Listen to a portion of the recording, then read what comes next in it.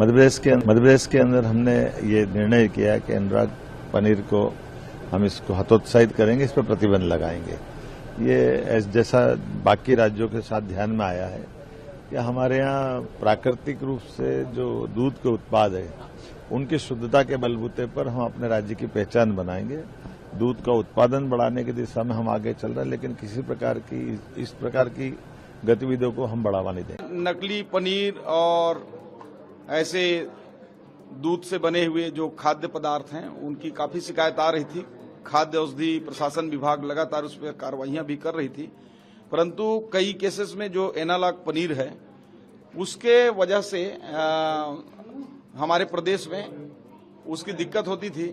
इसलिए आज के बाद पूरे प्रदेश में एनालॉग पनीर को हमने बैन कर दिया है और कल से प्रदेश के किसी भी दुकान और प्रतिष्ठान में एनालॉग पनीर अलाउ नहीं किया जाए। खाद्य पदार्थों की गुणवत्ता सुनिश्चित कराई जाने तथा आम उपभोक्ता को गुणवत्तापूर्ण खाद्य उपलब्ध कराने के संबंध में और जो अभी एनालॉग पनीर और अन्य गैर दुग्ध उत्पाद जो बाजार में बिक रहे हैं उस पर प्रतिबंध लगाया गया है। उसी के क्रम में आज रामनगर में दुग्ध एवं दुग्ध पदार्थ प्रतिष्ठानों जो बिक्री कर रहे हैं आधा दर्जन प्रतिष्ठानों का निरीक्षण किया गया है। असल में राज्यों ने प्रतिबंध क्यों लगाया? क्यों एनालॉग पनीर को लेकर देश के राज्य, तमाम ऐसे राज्य थे उनके कान खड़े हो गए। हुआ यूं कि देश भर के विभिन्न अस्पताल और पेट रोग विशेषज्ञों के पास लगातार ऐसे मरीजों की संख्या बढ़ रही थी जो शादी में, समारोह में या फिर होटलों में खाना खाने के बाद गंभीर फूड पॉइजनिंग का शिकार हो रहे थे। इसका डेटा धीरे धीरे इकट्ठा किया जा रहा था। हालांकि सीधे तौर पर मौत के आंकड़े को आधिकारिक तौर पर दर्ज करना मुश्किल होता है, लेकिन चिकित्सा रिपोर्ट में यह साफ जाहिर हो रहा था कि पेट में अचानक तेज दर्द, उल्टी, दस्त और डिहाइड्रेशन के दर्जनों मामलों में इसी घटिया एनालॉग पनीर से जुड़े मामले पाए गए हैं। हाल ही में कई बड़े आयोजन में सैकड़ों लोग एक साथ बीमार पड़े, जहां पर जांच के बाद पता चला कि पनीर की जो सब्जी है उसमें असली दूध का फैट था ही नहीं, बल्कि इसमें इंडस्ट्रियल ग्रेड का तेल और केमिकल मिलाया गया था। किसमें? एनालॉग पनीर में। चिकित्सकों के अनुसार लंबे समय तक ऐसे खाद्य पदार्थों का सेवन करने से किडनी फेलियर, लिवर सिरोसिस जैसे गंभीर समस्याएं पैदा हो रही हैं। देश के कई हिस्सों में मिलावटी मामा एनालॉग पनीर खाने से गंभीर संक्रमण के मामले दर्ज हो रहे हैं।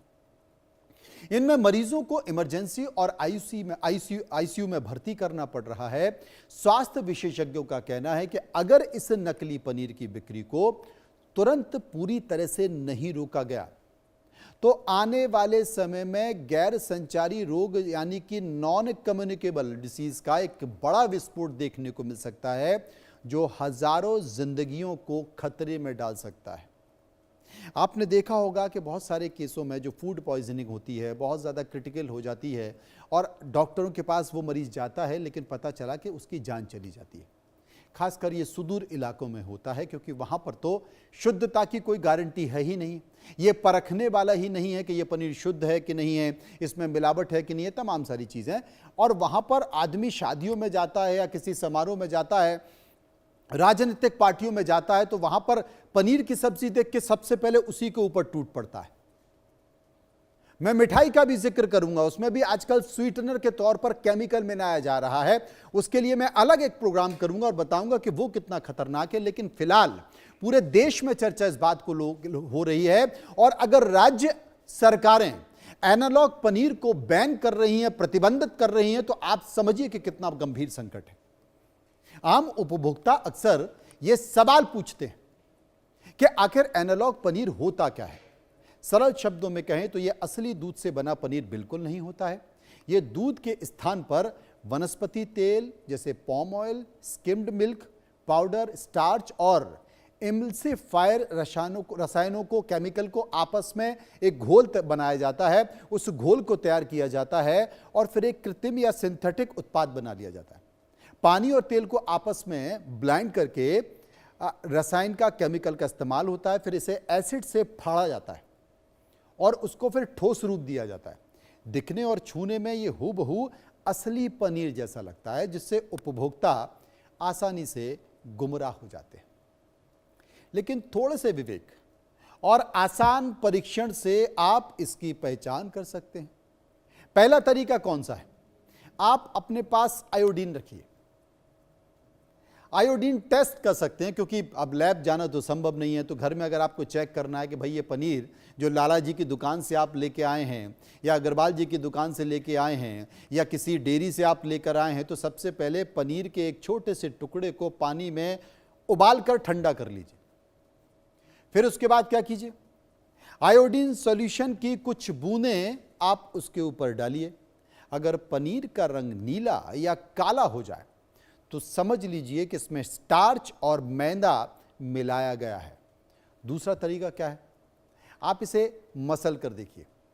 असली पनीर हाथ से मसलने पर टूट कर बिखरता नहीं है, बल्कि वो सॉफ्ट रहता है, जबकि एनालॉग पनीर रबर की तरह खिंचता है या अजीब तरह से चुपचुपा हो जाता है। इसके अलावा इसे गर्म तवे पर भूनने पर इससे भारी मात्रा में तेल छूटने लगता है और पॉम ऑयल की महक आने लगती है। आप समझ जाइए कि यह एनालॉग पनीर है या कृत्रिम बनाया हुआ पनीर है। मैं आपको यह भी बता दूं कि राज्य सरकार कब चेती है। समझिए.com में ही ठीक 1.5 महीने पहले एनालॉग पनीर को लेकर मैंने आधा घंटे का प्रोग्राम किया। मैंने इस पर सवाल उठाया और मैंने कहा कि यह इतना खतरनाक है जिसकी कल्पना नहीं कर सकते, लेकिन सरकारों को इस बात की फुर्सत कहां है। सरकार तो हिंदू मुस्लिम में लगी हुई, आरोप प्रत्यारोप चल रहा है, किसी को स्वास्थ्य की चिंता ही नहीं है। और मिलावट को लेकर युद्ध क्यों नहीं शुरू होता है, मिलावट को लेकर आंदोलन क्यों नहीं शुरू होता है, जबकि इस देश में वो पहली प्राथमिकता है बच्चों से लेकर बुजुर्गों तक। सरकारें इस बारे में क्यों नहीं सोचती हैं? 1.5 महीने पहले मैंने ये कार्यक्रम किया था। ये कार्यक्रम हमने तमाम देश के स्वास्थ्य मंत्रियों को भेजा था, तमाम देश के डॉक्टर्स को भेजा था और इस बात पर उनकी रिएक्शन, प्रतिक्रिया मंगाई थी। उसके बाद इस बात को लेकर एक आंदोलन खड़ा हुआ और आज समझिए.com का परिणाम यह है, उस कार्यक्रम का असर यह है कि समझिए.com का कार्यक्रम का असर कि कई राज्य, अभी तक करीब 5-6 राज्य ये बैन कर चुके हैं, कई राज्य धीरे धीरे बैन कर रहे हैं। और हम अनुरोध करते हैं, इस कार्यक्रम के जरिए हम अनुरोध करते हैं कि दिल्ली की मुख्यमंत्री रेखा गुप्ता भी इस मामले को लेकर गंभीरता से विचार करेंगी और विचार करके दिल्ली में भी एनालॉग पनीर को लेकर प्रतिबंधित करेंगी और इसके कड़े कानून और सख्त कानून बनाएंगी। भारतीय खाद्य सुरक्षा मानक प्राधिकरण यानी कि FSSAI ने डेयरी उत्पाद और उनके विकल्पों को लेकर बेहद सख्त और स्पष्ट दिशा निर्देश दिए। FSSAI के नियमों के मुताबिक किसी भी ऐसे उत्पाद को पनीर का नाम नहीं दिया जा सकता जिसमें दुग्ध वसा यानी कि मिल्क फैट को पूरी तरह या आंशिक रूप से गैर दुग्ध अवयव जैसे वनस्पति तेल, स्टार्च में बदला गया। ये इसकी डेफिनेशन मैं आपको समझा रहा हूं। यदि कोई कंपनी या निर्माता डेयरी विकल्पों का उत्पादन करता है तो उसे अनिवार्य तौर पर अपने पैकेट पर एनालॉग इन डेयरी कंटेस्ट यानी कि डेयरी संदर्भ में एनालॉग साफ साफ लिखा होना चाहिए, बड़े बड़े अक्षरों में लिखा होना चाहिए। लेकिन कोई भी डेयरी कंपनी अपने उत्पाद पर इस तरह का जिक्र नहीं कर रही है। इसके साथ ही FSSAI ने हालिया जो निर्देश दिए, उन निर्देशों में यह स्पष्ट किया था कि कोई भी होटल, कोई भी रेस्टोरेंट या फिर कैटरर अपने मेन्यू कार्ड में पनीर लिखकर ग्राहकों को एनालॉग नहीं परोस सकता है। ऐसा करना उपभोक्ता कानून और खाद्य सुरक्षा अधिनियम 2006 का सीधा उल्लंघन है। अगर कोई खाद्य कारोबारी अपने उत्पाद में वास्तविक तत्वों को छुपाता है या भ्रामक लेबल का इस्तेमाल करता है तो उस पर भारी जुर्माना या लाइसेंस रद्द करने की कार्रवाई का प्रावधान है। फसाई ने सभी राज्यों के खाद्य आयुक्तों को इस बात के निर्देश हमारे कार्यक्रम के बाद दिए थे। वे बाजार में बिक रहे खुले पनीर और होटल की रसोई में इस्तेमाल हो रहे माल की निरंतर जांच करें। और साफ तौर पर कहा गया था कि ऐसे तमाम होटल, रेस्टोरेंट या कैटरर अगर पनीर एनालॉग पनीर दे रहे हैं तो वो अपने मेन्यू में इस बात को लिखेंगे, पनीर की सब्जी के बगल में लिखेंगे कि यह पनीर एनालॉग पनीर है। आखिर क्या वजह है कि होटल मालिक, ढाबा संचालक, कैटरर्स और फूड प्रोसेसिंग कंपनियां असली पनीर की जगह एनालॉग पनीर को इतनी तरजीह दे रही हैं?